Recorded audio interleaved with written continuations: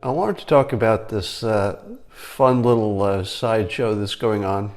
Some of you may have noticed that there's a little dust up on Twitter right now over some ancient history about candidate Trump long ago said that he said about McCain, this is Trump, saying that he's no hero, I prefer people who didn't get caught. Now, this was initially tweeted by Soledad O'Brien, who, and then I retweeted that and said, it's just a joke. Now, that was my short version of it, and of course the short version leaves out all the good stuff, so I was roundly attacked by, I think, Andy Richter, Judd Apatow, a few other Hollywood writers, but a lot of people who know what jokes are weighed in to say, that's no joke. And then I explained, of course, in a different Periscope how it is a joke. And not only is it a joke, but Chris Rock wrote it and performed it in 2008. So Chris Rock does the joke years before Trump, in which he says of McCain, I'm paraphrasing, Chris does it better, but I'm paraphrasing that, how hard is it to get caught? We have prisons that are full of people who did that. Now, when Chris Rock says it, it's in the context of a comedy situation, and everybody says, it's just a joke. Nobody takes it too seriously. When candidate Trump said it, he didn't deliver it with the same, crisp punchline, and he didn't do it in the context of a comedy show. So people said, that's no joke. He's actually saying that. That's an offensive insult. Well, I think the fact that Chris Rock said it first, and it was clearly the context of a joke, is all the evidence I'm going to provide that it was intended as a joke. But then people say, but you're missing the point, Scott. It was really an insult. To which I say, yes, it was an insult joke. It was a joke whose primary point was to diminish an opponent. And let me talk about reality for a moment, and then I'll get back to this point, all right? So the difference in perspective here is that some people said that's not a joke. What they really mean is not so much they're not saying it doesn't follow the structure of a joke, because it does. It was literally a great joke from Chris Rock that meets all the definition of a joke. What they're really saying is that it's not funny, and it's really primarily a bullying insult. All right, a bullying insult. So let me give you two views of reality here, and then we'll come back to that point, because until you see the context, it's hard for me to wrap up my major point. I've been telling you for a while that there are at least two views of the world that are at least relevant to this conversation. There's what I call the common filter on reality, which says that what we're looking at is something called politics, and that politics is made up of things such as, there's money influencing it, and people have facts, and there's the old boys network, and there's, the news, and all those things that are going into politics. So that's the common view, the sort of the two-dimensional view of life. I have introduced what I call the persuasion filter. And this filter, what politics is, instead of the 2D version, politics is an insult contest in which the players are using such things as flattery, branding, reframing, linguistic kill shots to build up their side and to tear down the other side. Now, in the insult contest, we see that the anti-Trumpers are insulting Trump by calling him an orange-haired, crazy clown, mentally unfit, racist, homophobe, misogynistic, xenophobic, Cheeto, Jesus, and on and on. All insults. Now, they're functional insults because the whole point of them is to win the insult contest that the people over here would call politics or getting elected. Now, the funniest thing about flattery, and do you remember each time President Trump goes overseas, the news, the two-dimensional news will say, oh my God, President Trump doesn't see it coming.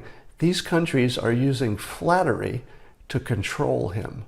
They're going to play to his ego. They're going to flatter him. And then he's going to do anything that they want. They're using the flattery against him. And then what happens is they roll out the red carpet and they make a big deal about it. Look at Israel right now. Israel, they've got a soccer team that's naming itself after Trump. Literally, that was yesterday's news. They've got signs up, about make Israel great again. They're doing everything they can to flatter our president. And you say to yourself, oh, look out, Mr. President. You don't see this coming. They're sending the flattery at you. It's going to change you. You're going to do anything they want now to get more of that flattery because you love the flattery. That's how it looks over here. Let me tell you how a professional persuader would see this same situation.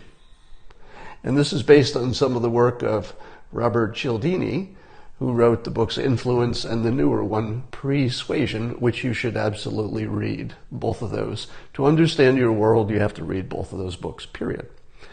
And what he would tell you is that the research shows that when people act a certain way, they adopt it as if they believe it. In other words, when Saudi Arabia ramped up their welcoming ceremony from whatever is normal to extra normal for Trump, these people said, they're using flattery, it's a trick. But Trump and everybody who has a similar skill set, such as me, said, this isn't working quite the way you think it is. When they roll out the super red carpet and make a big deal about Trump as the leader and they honor him and flatter him, what they're doing is talking themselves into it.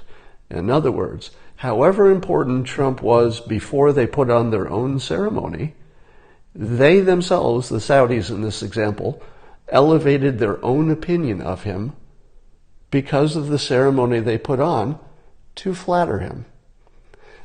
All of this is working in Trump's favor. The world is trying to out-flatter the last country that talked to Trump.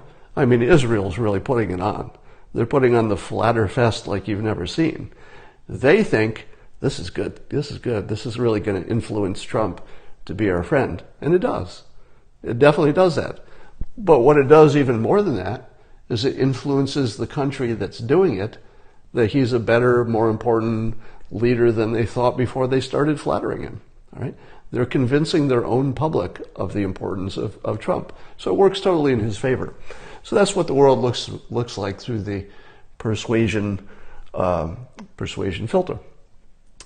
And flattery I include in the insult contest because what we're trying to do is contrast.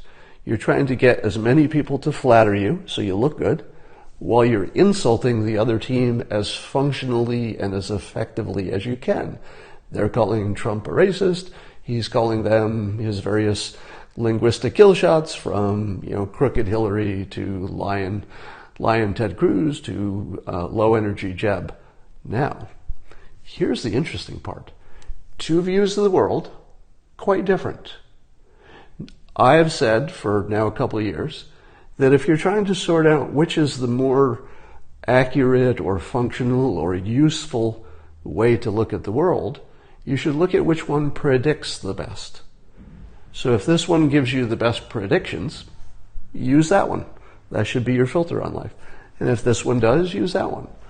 I would argue that this view of the world is experiencing prediction complete breakdown.